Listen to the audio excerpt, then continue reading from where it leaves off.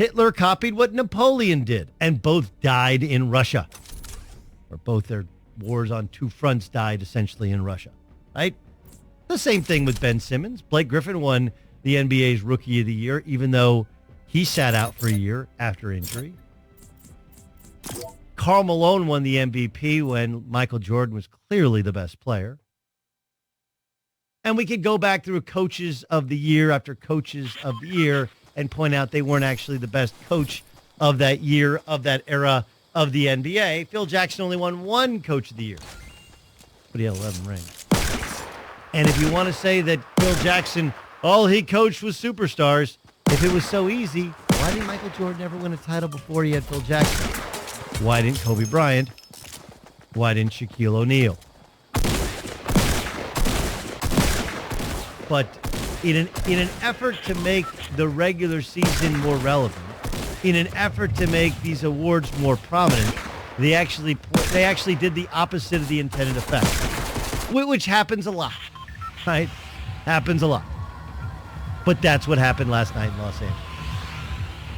You get all dressed up, and you get all the Rockets up, and they all support James Harden and say, what a great year, what a great player. And then you're like, wait a second.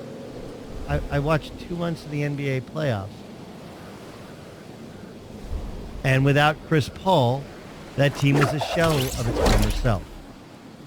Not only was James Harden not the best player in the league this year, I'm not sure he was the most valuable, in true valuable player on his team. But we're slow to catch up to stats, and the stats are incredible, what they put up. They shoot a ton more threes. They play at a much faster pace with many more possessions.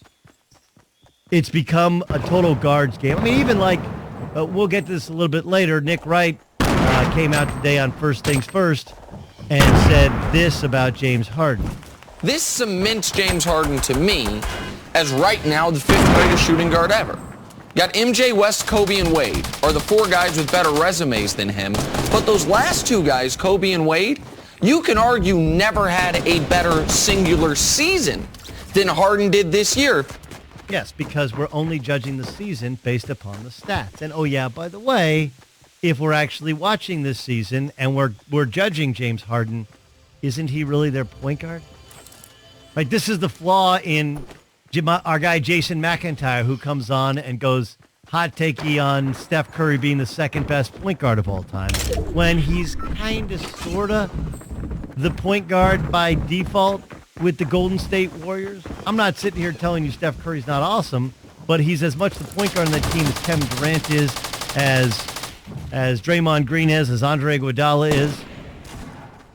The only guy who, I mean, like, listen, just because if a point guard is the guy who brings the ball up the court the most, well, then LeBron James is the point guard of the Cleveland Cavaliers, and he's had a better career than Steph Curry has, so he would rank ahead of. And James Harden has had an equal to statistically dominant career, and James Harden has to be judged as a point guard. Right? We do the exact same thing with awards as we do with positions. We slot guys in, we make a decision, a determination of who somebody is and what they are, and regardless of what the reality is or how it actually plays out, we create a narrative that, well, listen, he was the best player, he was statistically the best player on the best team, and he could have earned the award in 2 or 3 previous years, so let's give it to James Harden this year and let's pretend that he's the best player in the NBA. We do. You know what else we do? Coming up next. So, once upon a time, as I think you know, Doug Gottlieb in for Colin here on The Herd. Once upon a time, James Harden, Kevin Durant, Russell Westbrook, all on the same team. You had 3 future MVPs all on the Oklahoma City Thunder. And this is an amazing thing that we do. And we do it in politics, we do it in business, we do it in life, and of course we do it in sports. I have heard many a man talk about this, the trade of James Harden from Oklahoma City to Houston is arguably the worst trade in the history of the NBA. But that thing that we do that is so wrong is we look at yesterday through the lens of today. It doesn't mean it was a good trade or a great trade, but the lens of the day is the most important lens to look at. We'll refocus here. I'm coming next.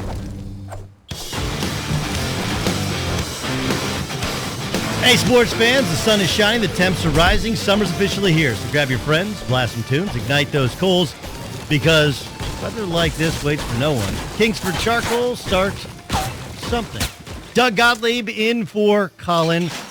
I don't hate people on Twitter. I hate dumb people on Twitter. And yesterday when it was on was it Speak for Yourself? Done Speak for Yourself. They used a graphic that Colin uses. Goulet, you can attest to this.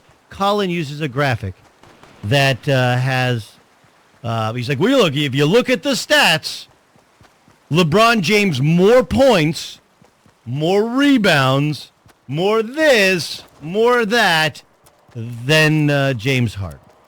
Right? The point being that in other sports we look at totals, in NBA we look at averages. Yeah, sort of. I mean, again, it all depends on who are we talking to, right? Like who looks at it? That's my question. That's my question. Who looks at it? You talking about fans? Are you talking about radio hosts? Are you talking about people in the actual sport? Who looks at it? Because, look, I've seen this graphic. It says, well, he has more points. 2,251 to 2,191. More rebounds. 709 to 389. More assists. Better field goal percentage. By the way, far and away better field goal percentage. Same three-point percentage. More minutes, which I don't understand how more minutes is actually a more value thing. More triple-doubles. Like, yeah, if you play 10 more games, you're going to have all of it. Averages are important. Again, but here's the other part that is really important. Context does matter. Context does matter. And, here's the context here. This would be, if you want to sum up, I'm not saying LeBron James isn't a better player. I take LeBron James 6 days a week and twice on Sunday over James Harden. But based upon how we've always evaluated the NBA's MVP, James Harden was going to win the NBA's MVP. He was close before. He had a great statistical season. His team had the best record in the NBA, and he was their best player. So what are we really discussing here? And to people who say, like, look, LeBron James, you're only remembering LeBron James in the playoffs or LeBron James when he wins. LeBron James went through, 6 weeks where he had the lowest plus-minus in the entire league. You can say, well, he tanked on purpose because he wanted his team to change. Like, okay, fine. Maybe that's what he did. That's also part of the regular season. That's part of the evaluation process. That's what happened. Like, if you want to say LeBron James is the most valuable, part of it is the team was set up for that. It was built around him. That's how he wants it. And that's how he got it, because Kyrie said he wanted to leave, and he didn't pick up the phone. He didn't go see Kyrie Irving. He let him go. But we only give LeBron James credit for the wins. We don't ever go like, hey, some of the losses are his fault. No way. Yeah, not all of them. If it's true value, then you also have to get some value out of the losses. But we're not going to belabor the point. I'm not going to argue with anybody who says LeBron James is better than James Harden, because he is. Nor will I argue with anybody that says James Harden was going to win the MVP. I don't care about MVPs. Same thing happened 2 years ago in the NFL. Matt Ryan won the NFL MVP. Is Matt Ryan the best quarterback in football? The second best quarterback in football? The third best quarterback in football? The fourth best quarterback in football? The fifth? You you start going through it. You're like, well, Phillip Rivers and Matt Ryan, or Drew Brees had a better career than Matt Ryan, but that one year, whatever. Don't get caught. The context of it for the Atlanta Falcons 2 years ago was simple. Matt Ryan went from a turnover machine in the red zone to suddenly incredibly efficient in the red zone. They had a great season, and it was either him or Aaron Rodgers. Rodgers and the Packers started off slowly, and then they reeled off a bunch of wins to get to the playoffs, and ultimately lost to Matt Ryan in Atlanta, but then the matter of the regular season award. But Matt Ryan had a better overall year. Aaron Rodgers is a better quarterback. Tom Brady's had the best career. And oh yeah, by the way, won a Super Bowl that year. But what we failed to do is what I just did with Matt Ryan, which is give an accurate lens of what happened that year. Here's the perfect example. So James Harden wins the NBA's MVP. And Twitter, other social media, even the folks at Turner, we start the discussion about, man, Bill Simmons loves to rail on this, right? What a terrible, terrible trade that was made by the Oklahoma City Thunder. And it's also pointed out that we don't even blame Sam Presti. Though Sam Presti is the general manager of the Thunder and was at the time of both all the drafting of all the players and the trading of James Harden. Say, well, it was Clay Bennett. He didn't want to go the luxury tax. There was a negotiation, a breakdown, and before the season began, they traded away James Harden. And it's going to go down as one of the all-time, if not the worst trade in the history of the NBA. Now, was it a good trade? I don't think anybody would argue it was a good trade. Okay? I don't think anybody would argue today that James Harden being traded from Oklahoma City was a good trade. But at the time, was it a terrible trade? All right, let's go back and look. Remember, he was Sixth Man of the Year. He was traded for Kevin Martin and Jeremy Lamb and 2 first-round picks and a second-round pick. By the way, Steven Adams became one of those first-round picks, just should be pointed out, who's a starter in the NBA. I was never a big Kevin Martin guy. Kevin Martin averaged 14 a game and didn't start a game in his 1 year in Oklahoma City. He was coming off a year in which he averaged 17. 2 years previous in a bad Houston team, he averaged 23.5 points per game. The most important thing that you should realize about that trade was the NBA was completely different then. The Thunder were completely different then. James Harden was different then. Not only was he a sixth man, he was terrible in the NBA Finals. 12 a game, 2 of 10 in the last 2 games in Miami. Wouldn't stop going out, even though they told him, dude, you got to stop going out. You're embarrassing us. Going out to clubs before and after we play an NBA Finals in which you're playing poorly and we're losing. Oh, yeah, by the way, there was soon to be a lockout to which many people believed there would be a hard cap and it'd be really, really hard, really, really difficult to go above the luxury tax threshold. Far more punitive than it ended up being. But here's the point, the most important point that is never, ever, ever made, has not been made about that trade, which I'm not going to sit here and try and defend it and tell you it was awesome. If you go back to 2012 when James Harden was traded from the Oklahoma City Thunder to the Houston Rockets for 2 players, 2 first-round picks, and second. You have to remember that at that point in time, in order to win the West, you had to be Spurs and the Lakers. The Lakers had Andrew Bynum and Pau Gasol. The Spurs had Tim Duncan, and they would always have one other big guy. You had to have 2 big guys. That's why they traded for Perkins.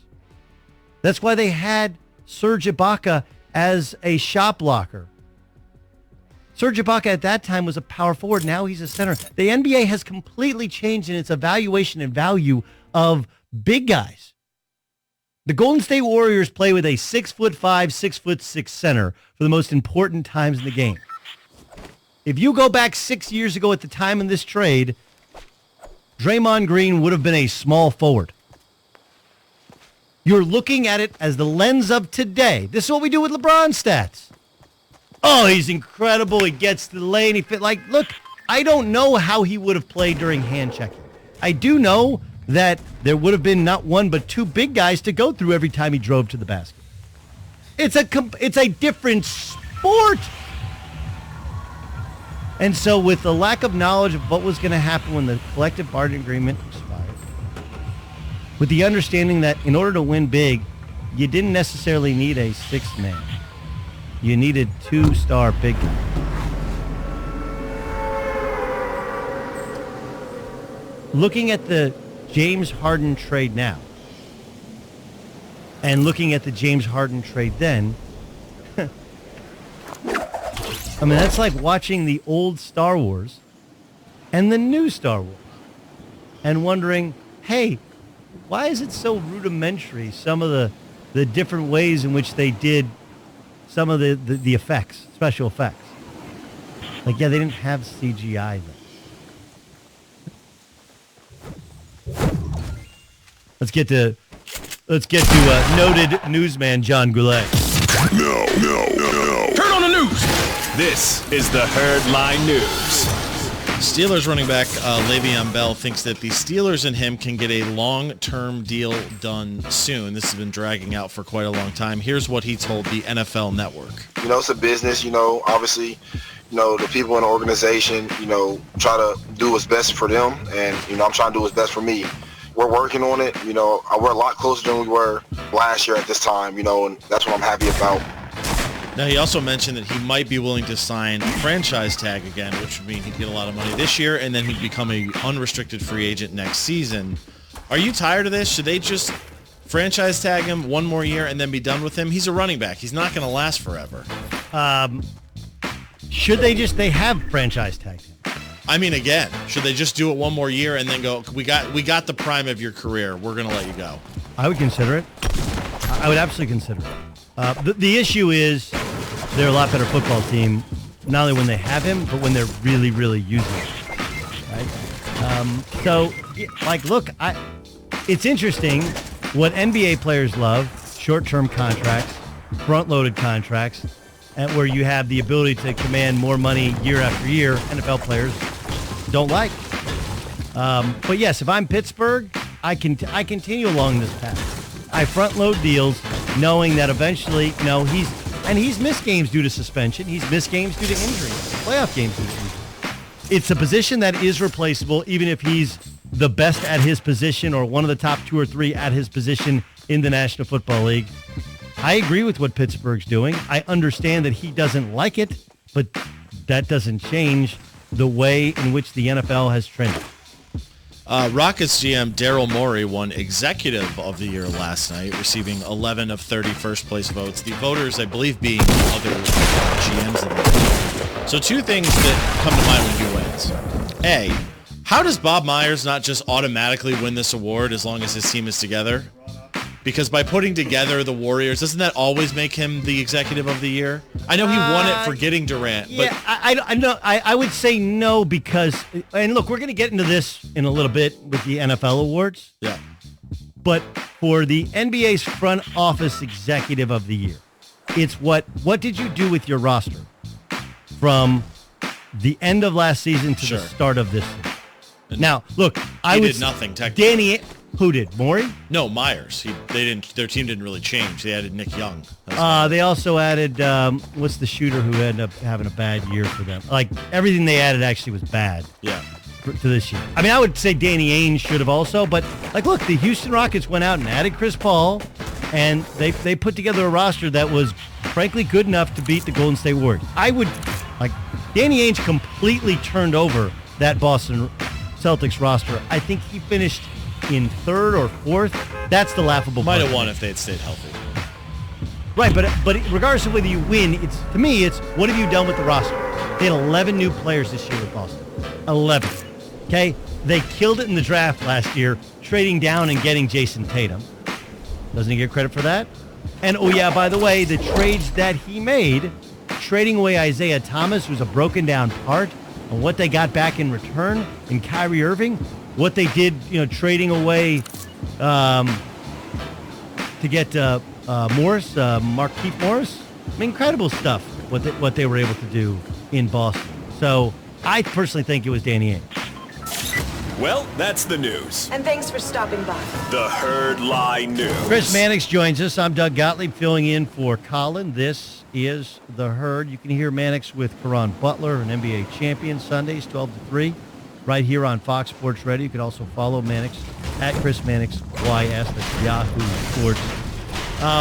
It was a foregone conclusion James Harden was winning the NBA's MVP, but would you say that he was the regular season MVP as opposed to LeBron James? Yeah, I mean, if you were to factor in the entire postseason run, I think it's unquestioned it's LeBron. But, when I made my vote, Doug, one of the things that stood out was defense. And not that Harden was a great defensive player. He's obviously not. But Harden was a player on a top 10 defensive team, and LeBron's was the second worst in basketball. And adding to that, I mean, I watched a lot of LeBron games, both live and on TV, and, for 3.5 quarters of most games, he was a defensive liability oftentimes. I don't think he played all that hard on that end. So for the regular season, the right guy won. I agree with you.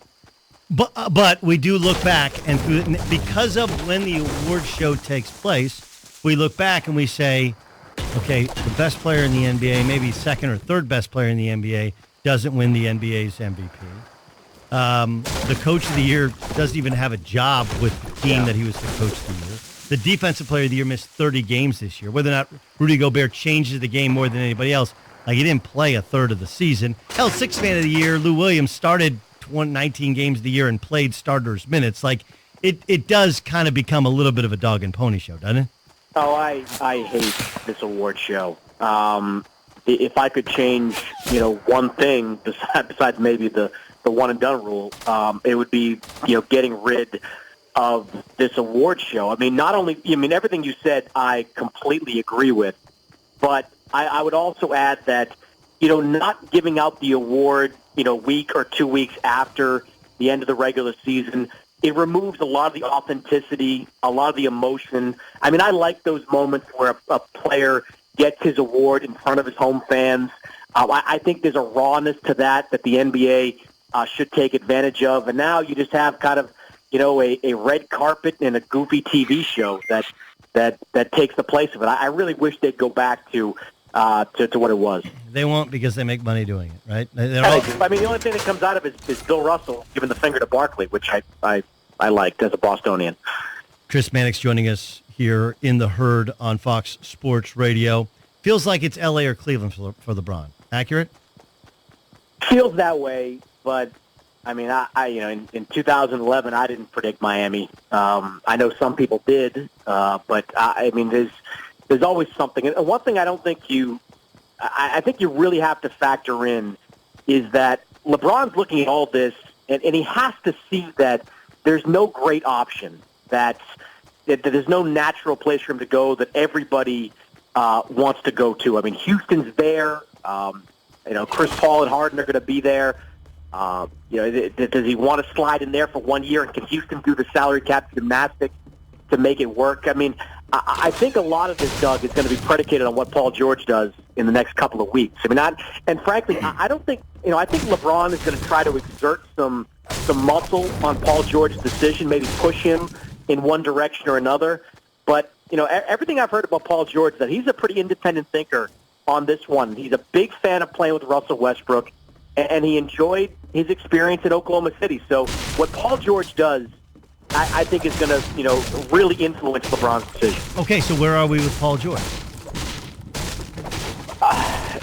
Look, you always got to be careful in who you talk to about this, because everyone's got their own agenda and their own stuff they want to kind of put out there. But I get a cautious optimism from Oklahoma City that they can bring him back. And I've also heard that, Russell Westbrook is working him even harder than he worked Durant. I mean, maybe it's not every day on the phone with, emojis and things that they can do, but they've been working out together. And I would imagine that, before or after those workouts, they talk about the future. So I think there's a decent chance. I don't know what that contract would look like. I think Paul George might be willing to go back to Oklahoma City, but I don't think he's necessarily going to be willing to do it on a full 5-year deal. He might.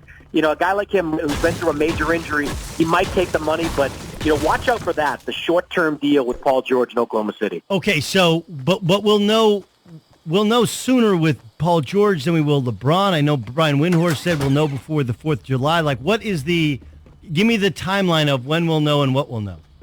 Well, I think with George, he's going to go through the motions on all this. Remember, LeBron doesn't want the bells and whistles. Durant doesn't want the bells and whistles. But this is Paul George's, Durant moment. This is his first foray into real free agency. And when guys do that, they want to be recruited. And I think Paul George wants all that. The common thread in all this is that when it's over, guys want nothing to do with it. They hate it. They hated everything about it. Carmelo hated it. LeBron kind of hated it. Durant definitely did at the very end because of how taxing it was. But Paul George wants it. So it could be 4th of July weekend, but I think it could stretch beyond the 4th of July. What about Kawhi? The Lakers were, by some reports, rebuffed. We had Rick Bucher on yesterday that said it's not really accurate. It was more, hey, we're going to trade away a top 10 player. We need a top 10 player in return. You better go find a way to get a third team. What are you hearing in regards to Kawhi and his status with the San Antonio Spurs?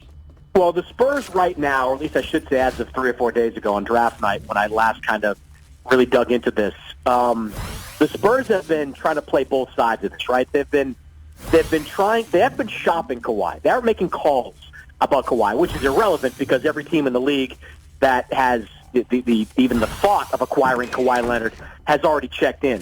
What the Spurs are telling them is that, look, we're not trying to deal him. We believe we can re-sign him or something along those lines. But if you want to make an offer, make it good and we'll throw it in the pile. That way they can say, rightfully, that they're not shopping Kawhi Leonard. At the same time, they can sift through all these offers and come out and see if they can come up with the best one. I don't think this happens anytime soon. I mean, honestly, Doug, I think the Kyrie Irving trade of last year is a blueprint in some ways for Kawhi Leonard. They didn't trade Kyrie until late August. Now, the Spurs, you could say, well, they got to get it done. They want to move forward. The way San Antonio thinks is that their only real deadline is the trade deadline. And granted, they could probably get more for him, before the start of the season than they could the trade deadline. But the Spurs aren't looking at, the first of free agency or, July 15th or whatever it is. They're not looking at artificial deadlines. They're looking at the only real deadline out there, and that's the trade deadline for them to get something done with Kawhi Leonard. So this is going to be, I think, a methodical process for Kawhi Leonard in San Antonio. Okay, what about Kemba Walker to Cleveland? There have been some reports that the way to keep LeBron in Cleveland is Paul George thing falls apart, the Kawhi Leonard thing gets put on hold, and now all of a sudden there's no one to go with him. So maybe he stays in Cleveland. They go out and get a star point guard who is available, who only makes $12 million a year in Kemba Walker. Maybe that's what keeps him there. What's the reality to that? I don't think that the Hornets are committed to the idea of moving Kemba Walker yet. Now, they're open to it in some ways, in a similar way, I guess, to San Antonio. But, they're sending out signals that this is a guy they think they can build around. Now, they just moved Dwight Howard off the books. They're stuck with Mozgov at this point. But, the connection that Kemba Walker has to that Charlotte community and how bad Kemba Walker wants to be a member of the Hornets, that's resonated there. So, Mitch Kupchak, he's been doing a house cleaning, right? He cut the coaching staff. He gutted the entire front office. Really everyone from the scouts, the analytic guys were gone. So there was a sense early on that he wanted to make a clean slate there. But when I check in around there, I don't get the sense that Kemba Walker is truly on the block. Now, that may just be posturing, of course, because he does have, like you said, that great contract, and he's a great guy as well to put onto your team. But they're going to want a lot, for Kemba Walker. And when people talk about the Cavs and trades, sometimes we get a convoluted notion of how much, Kevin Love and Colin Sexton might be worth in a deal. I don't know if the Cavs would have enough to pry him loose, especially if another team or two gets in the mix. Chris Mannix, Yahoo Sports, does a great job as an NBA insider. You can also hear him on Fox Sports Radio. Chris and Karan, Sundays 12 to 3 Eastern. That's 9 to 12 Pacific. along with Karan Butler, of course, NBA champion, and just an incredible wealth of knowledge between the two. Mannix, thanks so much for joining us, bro. Anytime, Doug. All right, Chris Mannix joined us here in the herd. Yesterday, the NFL's top 100 was released, and I simply think that current NFL players struggle with what the definition of is. We'll explain next in the herd. Doug Gottliebman for Colin. This is the herd. Get back to LeBron stuff at the top of the hour. Plus, is Russell Westbrook more self-aware than we give him credit? We'll get to that next hour. You know, I saw this list, and I get that we all need, like, time fillers, right? We don't. I think we kind of challenge ourselves to not needing stuff to fill, not doing what's called survey radio, right?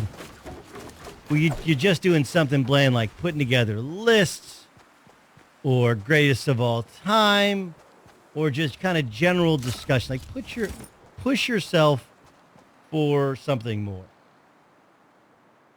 But I also understand, and like the NFL Network, they need some time fillers. I mean, we're in the end of June. OTAs are done. And if you think this time of year is serious, even Bill Belichick cut his team's OTAs by 2 practices. Like, let's go to Fenway. The LA Chargers, they decided to play the laser tag instead of the last 2 OTAs. And that was going back to last week. So NFL players do have a survey, and they do their top 100 list. And I think it's really, really hard. It just is, because you get a survey and somebody says, who are the top 100 players in the NFL? What am I judging? Am I judging this past year? Am I judging all time? Am I judging the playoffs, the regular season? Like, how am I judging? Do I want to play with this guy? And so my guess is most of those guys struggle to find it's the old Bill Clinton. It all depends on what your definition of is. So when I look at this list, and Tom Brady is the number 1 quarterback, Antonio Brown's number 2, number 3 is Carson Wentz, number 4 is Julio Jones, number 5 is Le'Veon Bell, number 6 is Todd Gurley, Aaron Donald, Drew Brees, Von Miller, and Aaron Rodgers. I look at Carson Wentz and I think, wait a second. We talking value or greatness? We talking all time or the future or right now? See, last year Carson Wentz was supposed to be the NFL's MVP before he got hurt. Here's the only thing that hurts the Carson Wentz as the 3rd best player in the NFL debate. His team won the Super Bowl without him.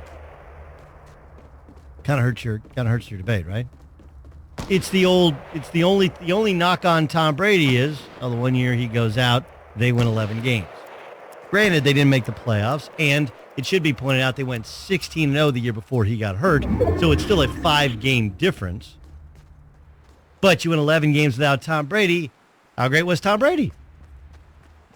Aaron Rodgers somehow is at 10. Now, I've told people that I believe Aaron Rodgers is the best thrower of the football I've ever seen. He's the best quarterback I've ever seen. Tom Brady's more accomplished. Aaron Rodgers is better. But if you want to know who's a better quarterback in the NFL, in terms of his impact in the game, the Green Bay Packers were Super Bowl contenders when Aaron Rodgers was healthy. He breaks his collarbone, and they can't make the playoffs. They're one of the worst teams in football when he doesn't play. If anything, if this list was a true representation of where players are all time or where they should be, Rodgers should be 3rd at worst, and Wentz should be 10 at best. And, oh, yeah, by the way, if we're talking about going into the season, though Carson Wentz looks good in his back-end drills, he is coming off an ACL. We don't know how good he is. So, am I going to get crazy wrapped up in the ratings? No. But there isn't a GM in the NFL that wouldn't have Aaron Rodgers ahead of Carson Wentz. And by the way, they probably have him ahead of Tom Brady After all, Tom Brady is 40. If you want to tell me Tom Brady played with one of the worst teams without Julian Edelman, fine. He also played.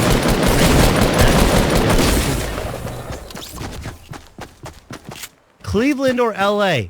Kind of seems that simple. We get to it next in the herd. What up? Welcome in. This is the herd. Wherever you may be and however you may be listening, thanks so much for making us part of your day. I'm Doug Gottlieb, filling in for Colin Cowherd, live from Los Angeles. For the near and long-term future, Colin Cowherd's home on Fox Sports Radio and the iHeart Radio app. We got a great show for you.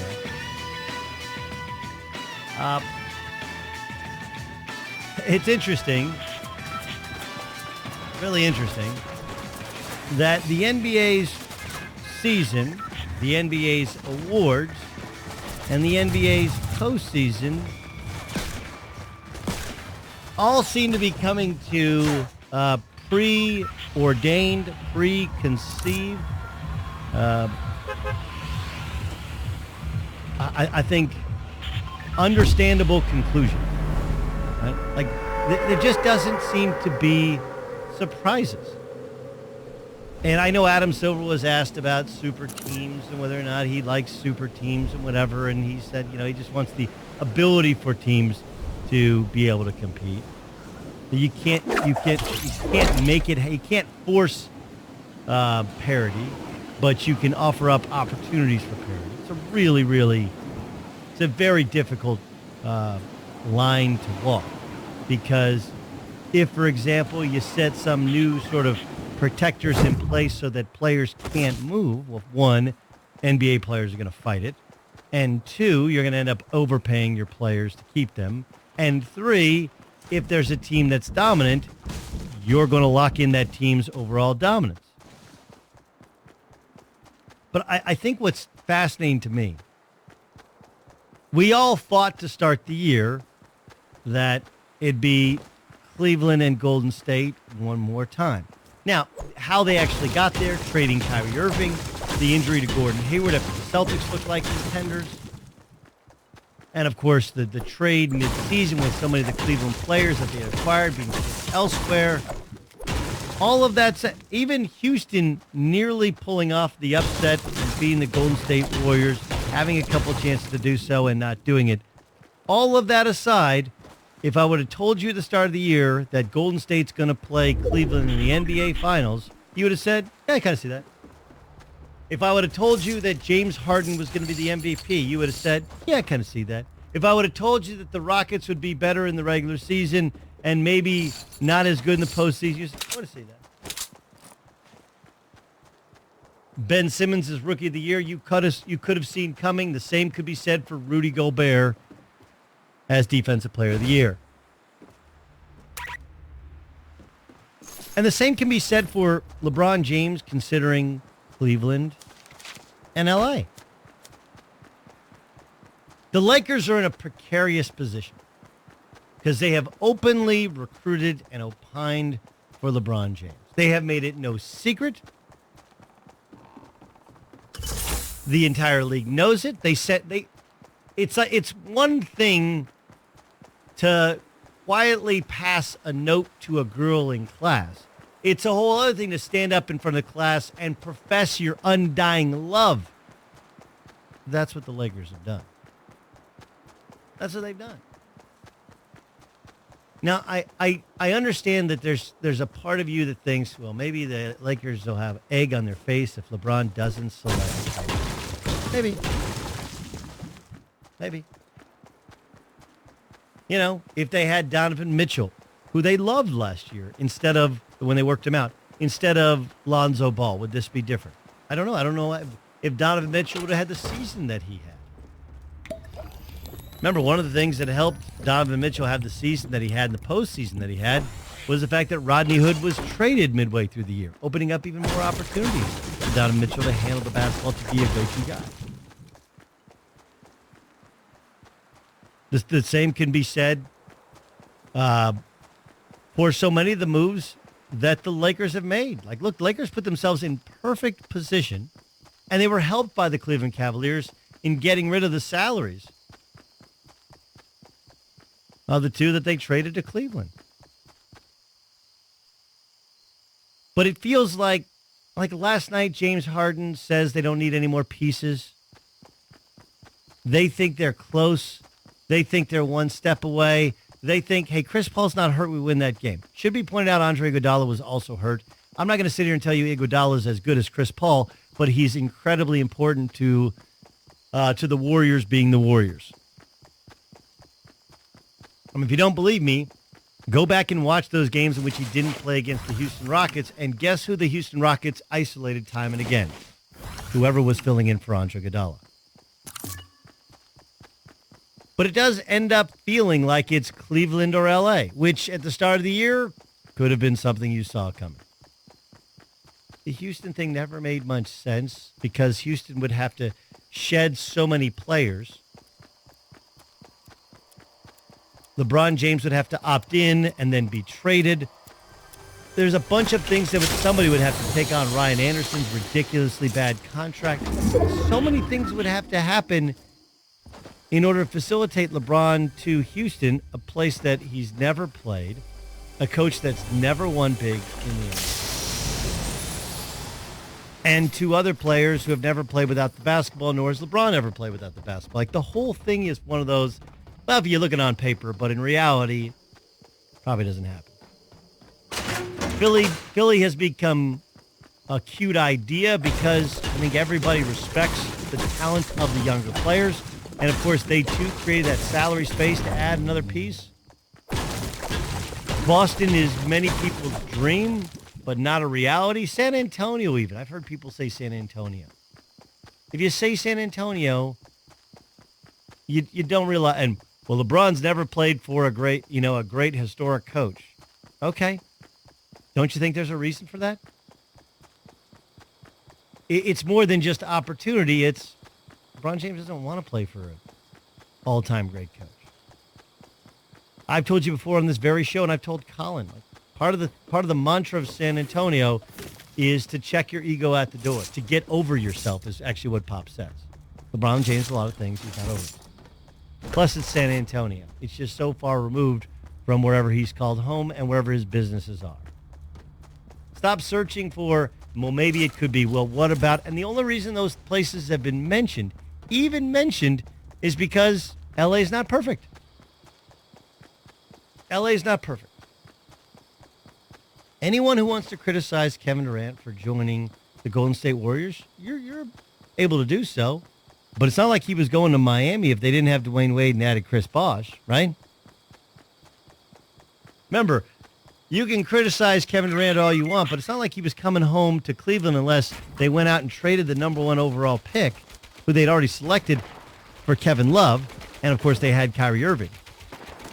Like, LeBron's no dummy. He knows he can't do it by himself, and he understands that right now the Lakers, even when you add him, they become a playoff team, but not a championship caliber. So it's the devil you know versus the devil you don't. It's Cleveland versus L.A. It makes a whole hell of a lot of sense then. It makes a whole hell of a lot of sense now. But it's, in many ways, it's like presidential campaigns where you start with the two most likely spots, the two most likely candidates, and all this other stuff kind of gets lost in the wash. And at the end of the day, you got the two candidates.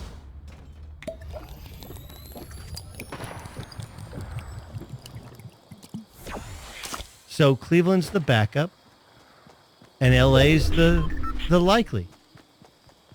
But in order for LA to be the home, they got to do some things. The Cleveland Cavaliers and the Golden State Warriors was preordained they'd meet in the NBA playoffs. The Warriors were the likely, and the Cleveland was, it's the Eastern Conference. LeBron, they'll figure it out. They got to work out some things. They got to get a good draw. A lot of things had to go their way. Yada, yada, yada. Both survived Game 7. Cleveland could have lost Game 7. Golden State might have lost had Chris Paul played, but they're still there. It is interesting that if you would have said these storylines or final scores or whatever before the season ever began, you would have said, that makes sense. And Cleveland and L.A., two places that LeBron James owns homes, and L.A. that openly opined for him, made it obvious, hey, dude, get one of your best friends, whoever you want, pick them out, we'll get them, we'll bring them over here with you. We got 2 salary spots, and we got young players. Let's go. In an effort to be interesting, in an effort to understand the possibilities, we threw out other teams. But those weren't real. This is real. This is real. So what of Kawhi Leonard? What's possible? What's likely? Kawhi Leonard supposedly wants to be in LA. There's 2 teams. On the other hand, if you're San Antonio, do you hand him over to a rival no matter what they give you back in return? Jason McIntyre joins us upcoming. The founder of the Big Lead has a little list of the likely possibilities for Kawhi. That upcoming next in The Herd.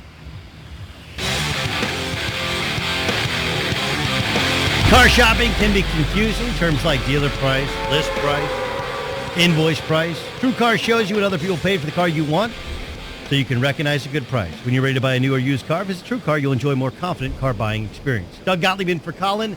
This is The Herd, and as we try and search for answers, like, look, the search to know where LeBron's going, what's going to happen with Kawhi, what's going to happen with Paul George. This is no different than what you do when you were getting a big test and you're in college. You want to know the answers before you actually got the question, right? If you were in a fraternity and I was not, but I'm told that frats would have not necessarily vaults of information, but a place in each fraternity house where you could go back and get an old test from the same professor. And some professors don't even change their tests. Right, so you can go back and you go like, oh, that was the answer last year, same semester, same part of the course curriculum. I want to know the answers before I ever get the question. It's not as much the search for knowledge. Like you ever do that? You ever look in the back of the book? You're doing math problems. You look in the back of the book. Like, oh. I feel like that's what we want. We want to know before we know. Maybe it's because we wanted to walk into a sports bar, be watching it on TV and go, hey, staying in Cleveland. How do you know? I got a guy. See Kawhi? Going to Boston. How do you know? I got a guy. Now, maybe you heard it on this show or maybe you hear it some other show, but that's kind of what so many of you are searching. Literally everywhere I go. I was in Boston last week. Dropped our kids at camp. Having dinner in Boston with some longtime friends. A buddy of mine who's an avid golfer. He asked me 2 things. He said, what do you think about the Phil Mickelson thing? And then here's what I really want to know. Where's LeBron going? I got another buddy who's from Cleveland originally. Texts me daily. Any word on LeBron? Like, we just can't wait. Just can't wait. Like, we don't want spoilers in movies, but we kind of want spoilers in movies. Just tell me, is it good? Tell me, is it good? Jason McIntyre joins us. He's the founder of The Big Lead. You can see him on Speak For Yourself. I'll be appearing on Speak For Yourself as well later on today on Fox Sports 1. J-Mac, were you able to, all the NBA guys in town, you're hobnobbing with all the celebrities. Were you able to ascertain as to where LeBron James is going to go? Yes, of course. Everybody knows where LeBron's going, Doug. Come on. I thought it was obvious. Where's he going? I looked on the bottom of the cereal box this morning when my kids were doing the puzzles on the back of a Cheerios box, and it said LeBron's going to the Lakers. So I just assume that's obviously what's going to happen, right? I mean, it makes all the sense in the world. Okay, something you just tweeted out, which I thought was interesting, was the possibilities for Kawhi Leonard. Okay, Kawhi Leonard met with Greg Popovich. The reports are that he told Pop face-to-face, I want out. That goes back to last week in San Diego.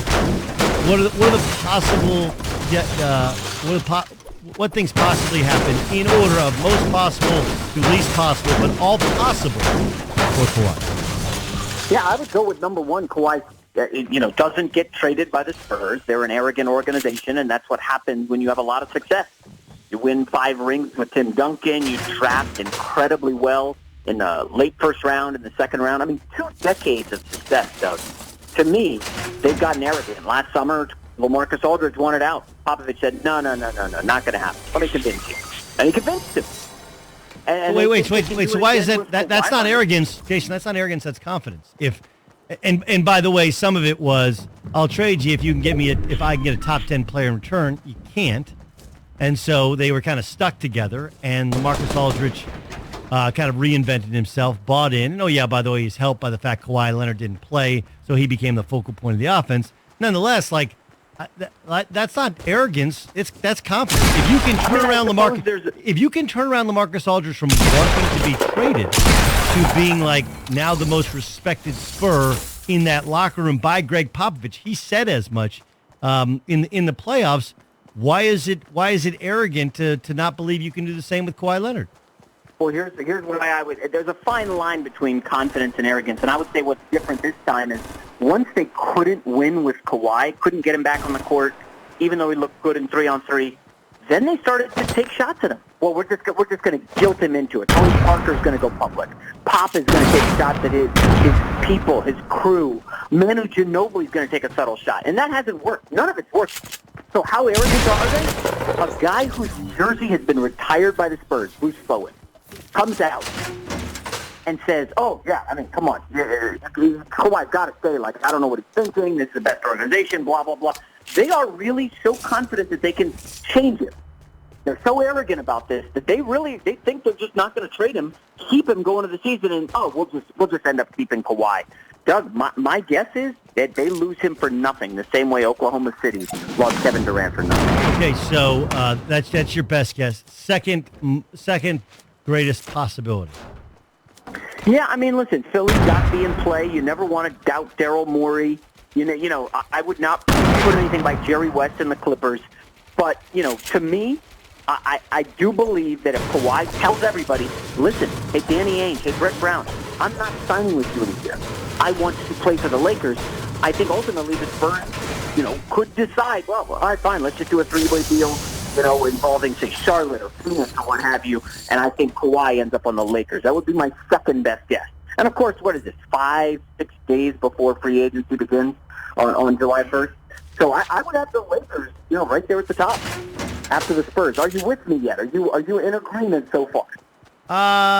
I would probably flip the two. I mean, look, I think the entire idea that you don't trade him to the Lakers because they're in your conference is silly. It really is. Yeah, you make totally you don't do something out of spite, right?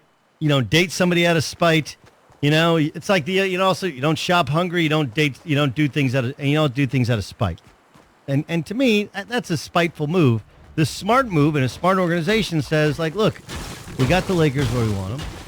Now let's see if we can get better value than we could normally get for Kawhi Leonard, who, as you said, if they hold on to him, there is the chance that he walks at the end of next year. That is a distinct possibility.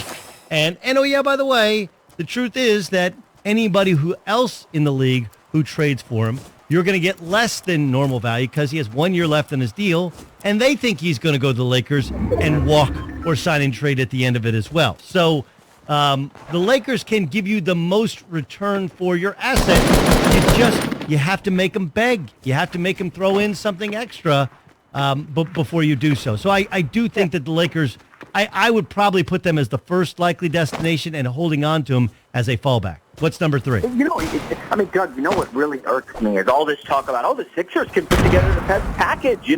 Dario Saric, Markelle Fultz, By the way, the idea of giving up on Markelle Fultz after one season is is so silly. But at any rate, But you know, hold on. their- But I would say, look, I would say it's a little bit knee-jerk, but they did little draft. bit. How many games did he play? 20? Right, but Hey? his own workout guy, Drew Hanlon, just said he had the yips last year. He didn't have a shoulder injury. At 20? What are He you, 19 or 20? Hold on now. They just drafted Landry Shamet, okay, who I don't love. And he's not as good. He's not as good as Markelle Fultz when Markelle Fultz is working out and when Markelle Fultz is playing. But if you don't think they're concerned, why'd they draft a couple of guards? Why do you think that is? Wait, well, you know, I think A is, you know, maybe they trade Fultz and Sarich and you need guards and Shamet was nice player at Wichita. I guess I like him more than you. Good shooter. I think he can contribute immediately. I personally don't get the Zaire Smith move. I get that they get, you know, the future first-round unprotected pick. Oh, it's so great in 2021. I mean, Zaire Smith can shoot, Doug. We know this. I mean, I believe Marvin Bagley made more threes last year than Zaire Smith, or it was close. Like, they had that 3-and-D guy in Bridges, you know, and to potentially replace Covington if he was in a deal. Like, I didn't totally understand what the Sixers did in the draft, but, you know, maybe they want to go big game hunting, whether it's Paul George, whether it's Kawhi Leonard. You know, they want to throw all the money or all the picks or to get in the mix. But, Doug, here's what I don't get. Mm-hmm. The Sixers were ahead of schedule last year. Well, they won 52 games with a rookie point guard who couldn't make a three, and Joel Embiid missed, I believe, 25 games. And you still won 52? Right. I mean, this is a team that, you know, I know you said, oh, you got to get Kawhi Leonard if you can get him. This team, if they bring it back, how are they not better than they were last year? Especially if LeBron goes west to the Lakers. I think that's a 55-win team right there on the heels of the Celtics. Well, but remember, they're losing, right now they're losing JJ, they're losing a bunch of their shooting. And so they're going to have to kind of remake that roster. And they had... Not 100%. Well, JJ's not 100% gone because nobody else can really offer him $23 million like he made with the Sixers. Why not just come back on a $10 million deal? If they don't get Paul George or Kawhi, they've got the cap room. And, I mean, is J.J. Redick going to go to, a Mavs team or the Pacers? I don't know. Is he going to become like a vagabond here late in his career? Why not just stay in Philly, make another 10, 12, 15 million or whatever, and get buckets from Ben Simmons and Joel Embiid? It feels like a fun atmosphere there, Brian Colangelo stuff aside. No, listen, I agree with you, but you're okay. So you're not making this. You're making. I don't really know the case you're making for Philadelphia. Do you think that's a legit possibility or not a legit possibility for Philadelphia? Well, I think they're down the list because if Kawhi tells them, I'm not re-signing with you guys, why would they do the deal? This idea that they could convince Kawhi Leonard that, we're going to get you to stay in Philly, when he wants to be somewhere else, like we're about to see this with Paul George. OKC, which could take a flyer because they're a mid-major, it's tough to recruit free agents there, they could take a chance, and they didn't give up assets. Oladipo, people forget this, Doug. Oladipo had a bad contract a year ago, 4 years, $84 million. And it was like, wow, they somehow got off the Oladipo deal. And Sabonis is a nice player, but I don't think anybody thinks he has, like, all-star upside. Very, very nice player, but that was like a win for OKC, getting Paul George, not giving up any assets. So I just don't. They gave up two starters. Well, they gave up two starters for one. They improved by one game. Well, no, it's not for 1 year, and now you sit here. You might get him for two, or you might lose him. Like I think in hindsight, it's yes. Do you think about taking a chance on a guy? Maybe. I think look, Boston would be the one to which you're like, all right, if you're going to go for it, do you really, really go for it? Yeah, is this the guy? I mean, wouldn't you wait for Anthony Davis? I would wait for Anthony Davis over going Paul George or Kawhi. Well, here's the thing. Kawhi Leonard's third best player in the NBA. And if you can get him... Hold on. Time out. Yeah. Where's Anthony Davis on that list? Probably fourth. He's right. I mean, he's right there. And those are the, Durant, LeBron, the two best players. Then you got Kawhi. And then you got Anthony Davis. Missing 72 games, you can say he's still number 3. I mean, I could say he's top 10. I mean, was he the number 3 player last year playing 9 games? No, but he can guard 1 through 5. He can play offensively 1 through 5, and he's shown the ability to win. He's shown the ability to play and win and play well in some of the biggest games in the NBA. Look, we can argue back and forth, but because he plays both ends, both those guys do. They're both incredibly valuable. I think the value's slightly increased with Kawhi because he can also handle the basketball.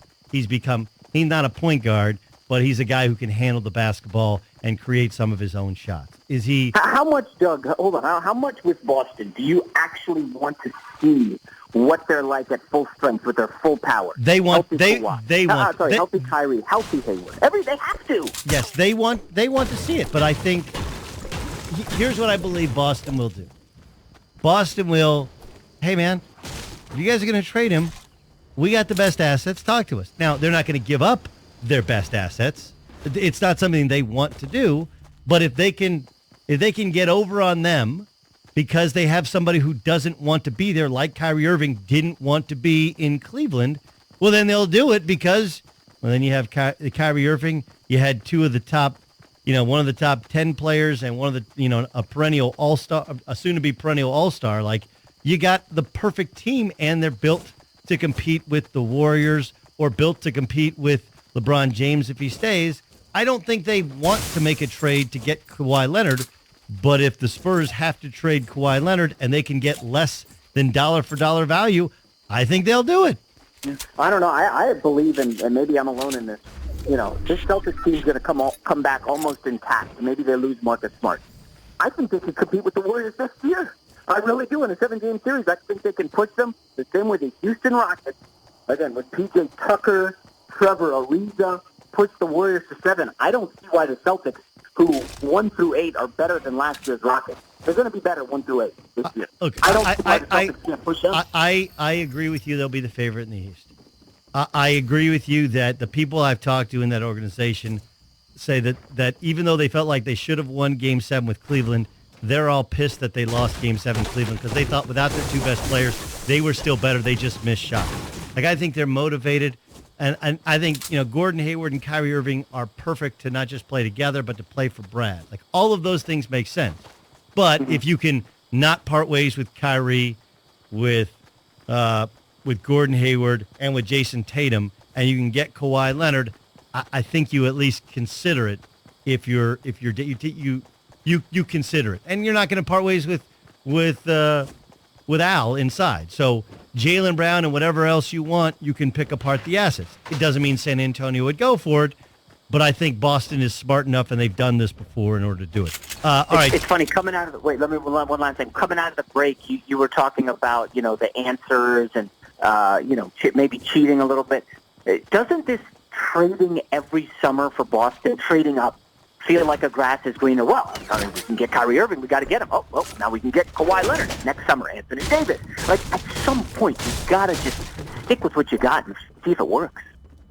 Wait, last year at this time, people were critical of Boston.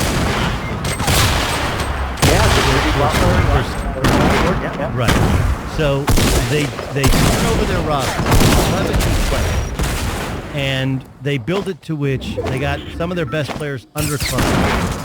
They have Gordon Hayward they got last year as the number 1 free agent on the market. They get Kyrie Irving, and they're in position to continue drafting at the top of the draft. They did well in this year's draft, even though they were drafting all the way down at 28. And you don't like none of Boston hasn't said a word about Anthony Davis. This is sports radio talk about Anthony Davis. And blogger talk. Come on, Doug. Give the blogger some credit. Okay, so it's blogger talk. So, again, you're being critical of something to which you have no idea whether or not they want Anthony Davis or that's part of the plan. You always have to have a plan A, plan B, and plan C. And whenever they're planning in Boston, they keep getting better and better. Whereas, the East is kind of coming back to them, and they're going to be even better next year. Like, I think you're being critical just for the sake of being critical.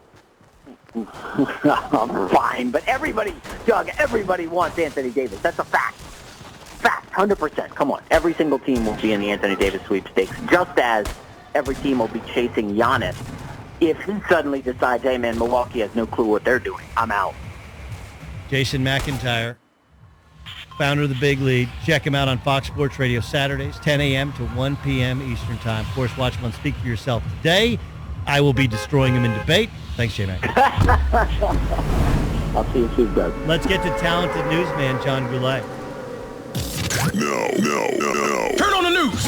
This is the Herd Line News. It was on this show last summer where, like,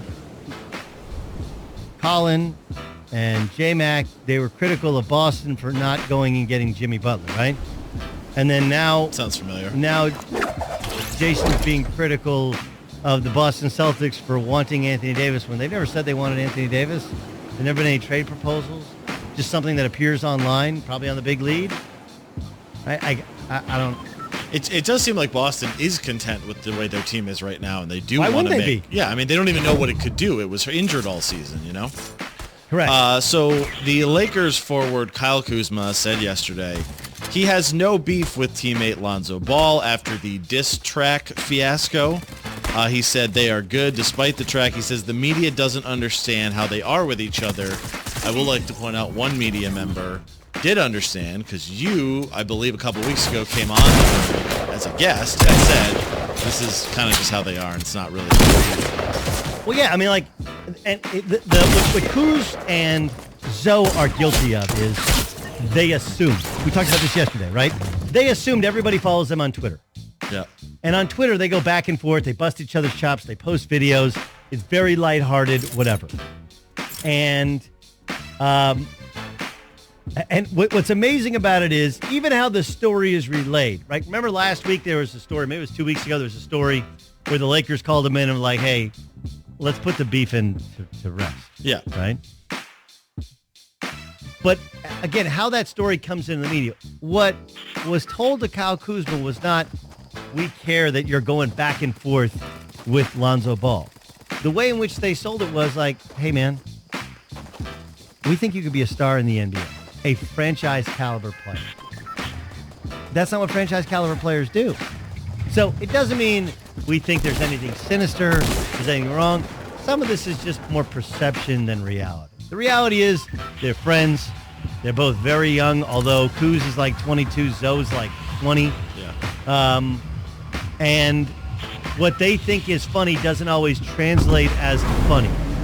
A lot of people have never been in a locker room. In a locker room, you can bust dudes' chops about all kinds of things, from body parts to race to significant other to family members to the way they look, the color of your skin, like all different things that if you said it outside the confines of a locker room, guys would be like, yo, that's offensive. It's not offensive in a locker room, especially when you're friends with a guy. It's just not. Sure. And I think that was relayed to them, and I think that's Kuz is starting to understand. He's like, look, no beef, we're friends. And I understood that because I follow both guys. I know people in the organization. I don't think most of America understood it, and now they're realizing that they assumed. Chris Broussard came on the Herd last week and kind of mentioned that there might be an issue between Chris Paul and the Rockets over the max contract. Now, they never agreed to a max, but everyone kind of assumes they had a handshake deal for a max contract, which, given Chris Paul was hurt again this year, maybe just the best deal.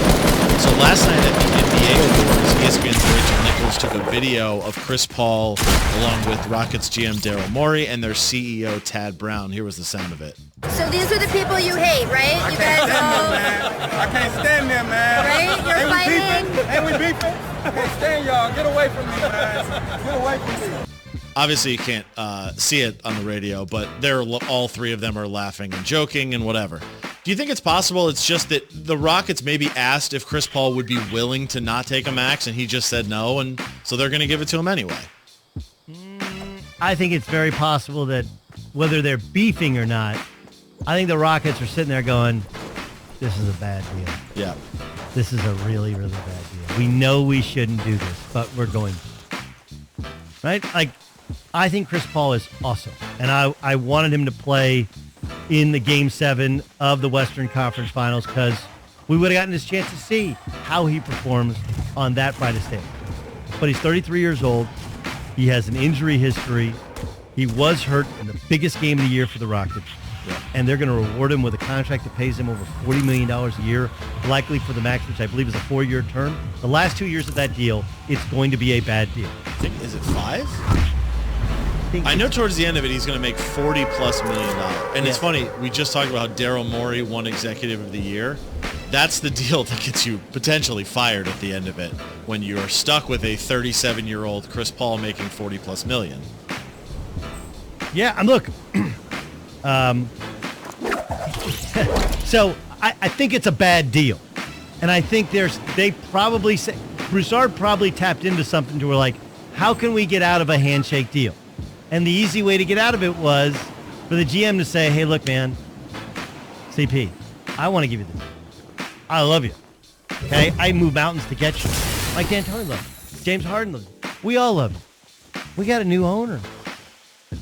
And they're cost conscious, and they don't, it's not that they don't love you, but they want to try and make this work under different terms that give us the best chance to win. I think that's a legit conversation. So whether or not that's beefing or not, just because somebody says it on camera, look, just point to remember Stan Van Gundy and Dwight Howard, where they were nice on camera while Dwight's trying to get Stan Van Gundy fired. Don't always believe everything you see, nor is it as sinister as we're beefing. It could be, we know this is a bad deal, and they're just trying to find ways to get out of the worst part of the deal while still maintaining a great relationship and keeping Chris Paul as a Rocket. That's John Goulet with the news. Well, that's the news. And thanks for stopping by. The Herd Lie News. Self-awareness comes in weird ways. Has it arrived in Oklahoma City? We'll discuss next in The Herd.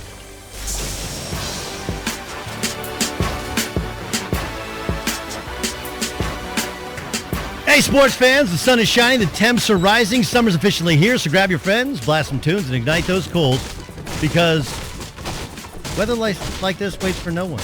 Kingsford Charcoal, start something. You know what's fascinating? Is in the NBA, there's a lot of discussion about whether or not the best player should be able to move to the best teams. The best player in another sport is on a team in a major market, and nobody sees him play. Kind of the juxtaposition of one sport to another we'll get to next hour. Plus, Antonio Daniels, former NBA player, former San Antonio Spur, as well as an Oklahoma City Thunder analyst, will join us next hour. We'll get his thoughts on what happened to the Thunder when they were broken up, what will happen to the Thunder this offseason, what does it look like? Will there be movement for the Stars, or will there be no movement? We'll ask Antonio Daniels, plus we'll recap of the kind of bizarre NBA awards which were given out last night. There does come a point in time in which you should gain self-awareness. And, for me, I think I got it. I've worked now for 3 different networks. I was able to, I became much more self-aware midway through my run at my second network. And what happens is, my brother said something fascinating to me.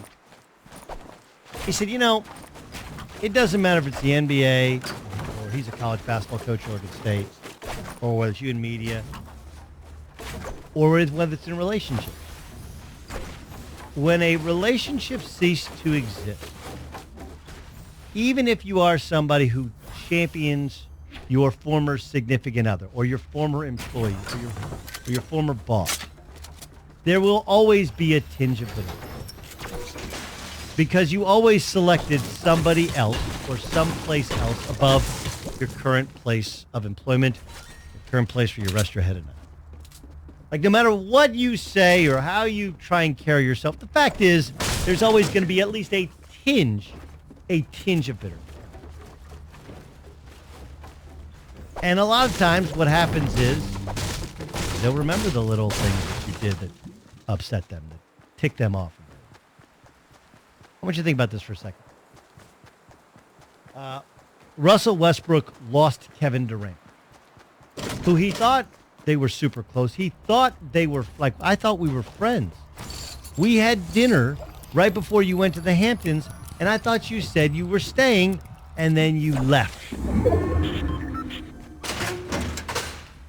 And then I had Victor Oladipo, and I had this young team, and I won an MVP But turns out Victor Oladipo was better without me than he was with me. Here's a report. This is from Royce Young, who, of course, covered the Thunder for years. He said that the bigger question for me is not necessarily what the Thunder have learned, but what has Russell Westbrook learned about recruiting a teammate back? I think that's interesting that I hear a lot about Westbrook and George and the kind of relationship they've built, and that it's really strong off the court. Paul George got to meet Russell Westbrook when he's 28. Russell Westbrook at 28 is different than at 20, the guy that Kevin Durant met and got to know. So while Westbrook and Durant have a unique bond and relationship and admiration for each other, a lot of scars in that relationship. Paul George is meeting and getting to know Russell Westbrook as a father, a married man, strong and mature guy. Quite an evolution in terms of personality and kind of an interesting element. Like, look, Russell Westbrook has understood that we're all in the people business. That's it. We're all in the people business. And I think Russell Westbrook, he grew up idolizing Kobe Bryant. I want to be Kobe. I want to have this kind of Kobe mentality. Kobe. Just be a fierce competitor and be so good and work so hard and compete at both ends that everybody will respect you. But you know what? The world is a popularity contest. I didn't say it's fair. I didn't say it's right. But it is. And for whatever reason, Russell Westbrook was not seen as endearing, warm, welcoming. And whether or not he's changed or just letting Paul George in, I think the fact that he's learned from the failure of the relationship with Kevin Durant shows his intelligence, shows his emotional intelligence. James Harden wasn't the best player in the NBA. But of course he was the NBA's MVP. It makes no sense, which makes sense. Next in the herd.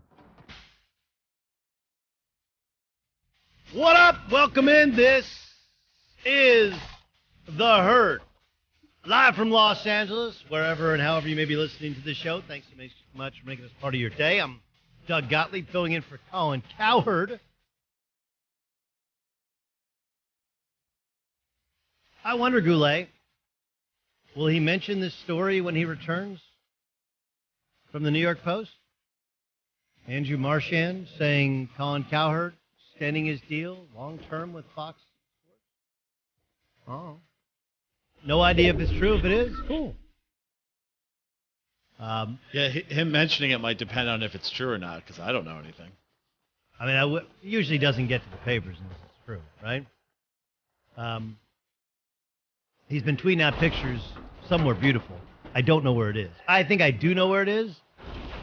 Yeah, I don't know. I think it's in Utah, but I'm not sure. He might be, rich people, they go to Jackson Hole a lot as well, so maybe somewhere in between the two. I'm not sure if his new pool is filled with money or not, but if he does go for a dive, he can dry off and feel free to call us. Anyway, congrats, if true, we would assume true, to Colin. Anyway, look, while Colin's out, the mice shall play as we wait and wait and wait on LeBron James. When Colin left Goulet, where was he on the LeBronzo meter? Was he LeBron coming to L.A., LeBron not coming to L.A.? Was LeVar Ball ruining L.A.? Where are we on that? I believe it was leaning to L.A., but it wasn't, it wasn't pinned. The meter wasn't, I think it was slightly in favor of Los Angeles. All right, let me just, look, there's a couple of things I want to get to before we get to James Harden winning the NBA. And it should be pointed out, it's a weird night in the NBA where we had the awards, but the awards are regular season awards, even though the regular season has been over since April. All right, so you're awarding something that happened a long time ago and trying to recognize the greatness of a regular season that most people don't care about. By the way, at least 8, if not more, teams were tanking this year. So it's hard to take some regular season things seriously. It's even easier to point that out when you realize the NBA's MVP, he only played 72 days. And though his team had the best record, and he had a very good year, it might not be his best year of the 3 in which he could have won the NBA's MVP, even though his team had their best record. But he wasn't the best player in the league. James Harden's not the best player in the league, not the second best, not the third best, not the fourth best, probably not the 5th best player in the league. Doesn't mean he's not incredibly effective talent, and he has a ton of value for the Houston Rockets. But the best player in the league didn't win the MVP, just like the best coach in the league didn't win the Coach of the Year, just like, the defensive player of the year might be the defensive player of the year, but if it's defensive player of the year, he didn't play like 30 games. The sixth man started 20 games and played 33 minutes, which is starters minutes anyway. Like, there's a bunch of conflict in all of these awards. We'll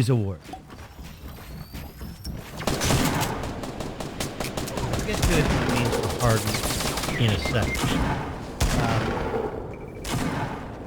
I do think that I do think that it's interesting. Here we are waiting, and I've seen people.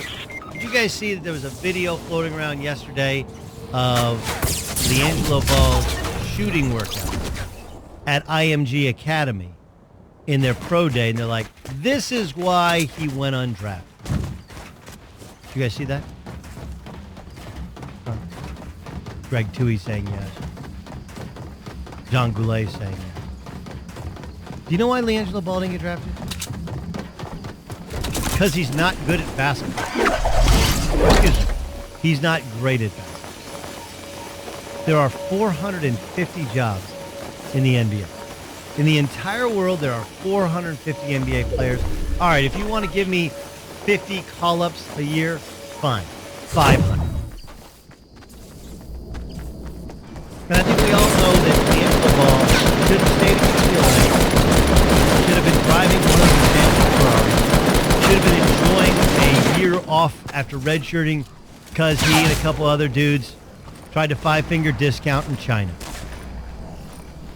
All right? And he should have tried to work his way into the rotation at UCLA, and a couple years from now, he probably would have gotten a chance to be a starter and had a really good career.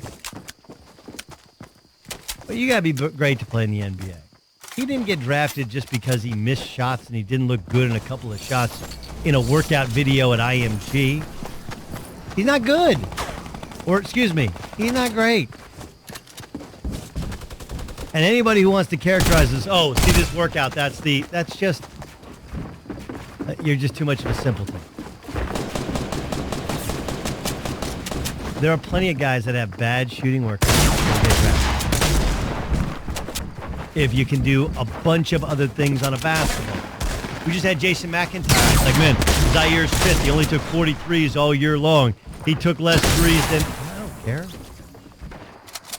He's a 3-star prospect who became a lottery pick.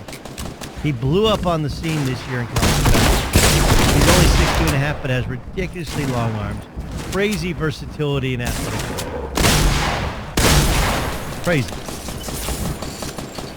And he got drafted because he's a good basketball player with a chance to be a great basketball player. That's it.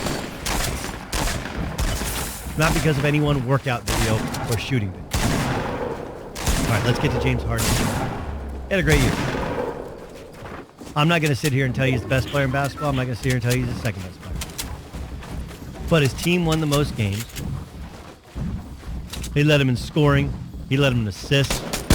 And though he's not a particularly good defender, and I don't enjoy watching James Harden play. I don't. I hate the overall ball dominance, but I get it. Based upon how the game is played, how the game is officiated, especially in the regular season, he's unbelievably effective. And it's effective for them as a team. They keep winning. Now, do I think that's a fatal flaw in that how you play in the regular season, how you play in the postseason somehow has to be two different ways? Yeah. Sure. Here's James Harden after winning the MVP. The last 4 years have been like, knocking on the door. Now the moment is finally here. It's just every single year you try to come back and be better than you were the year before. And just to be holding that trophy finally, it means a lot. mean, listen, remember a couple years ago, he was dating he's dating a Kardashian. He was trying to promote his brand. The first, quarter of the season, he was out of shape. He didn't have a great start to the season. And this year he came in unbelievable shape. He averages 30 points a game, 9 assists a game, and his team wins more games than anybody else can. As regular season awards go, that's what we do. This is exactly what LeBron James said. Like, this is why I was never critical of LeBron going back. Was it 3 years ago when Steph won the unanimous MVP? Remember that? Steph Curry wins the unanimous MVP. And LeBron James is like, look, Steph Curry, he earned it. He had best statistical season of his career. They won more games than any team in the history of the NBA in a regular season. And so, by MVP standards, he deserved it. Now, and then he went on to say, now, if you want to talk about value, and people are like, how dare LeBron James in any way be critical?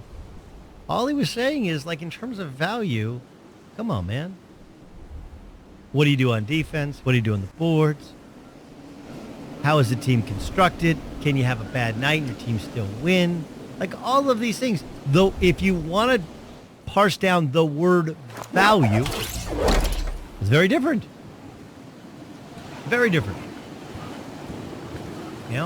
Look, I think the two best players are LeBron and KD. And I don't think anybody's going to argue. I think Kawhi, Anthony Davis are 3 and 4.